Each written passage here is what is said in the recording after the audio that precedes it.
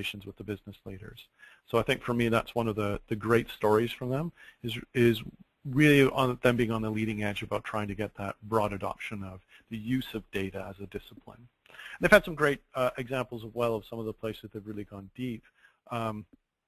Looking at, for example, even trying to triangulate around attrition and ethnicity, and trying to think about diversity in their organization, and finding the right insights to key off of. Not taking the simple approach that looked at just, okay, well, if we hire more people who with more diversity, that's a simple way to solve for this problem. But looking at the tail end of where diversity was moving in the organization and leaving the organization, and saying, look, if we can be much more focused and targeted, we can improve this without having to take the more expensive costs associated with changing the way that we're recruiting. So some great stories there. You can download some more and learn more about that in the link I provided, as well as they've also done a webcast themselves, and it's a great place to go to get some deeper insight. The other one I'll call out quickly here is Informatica.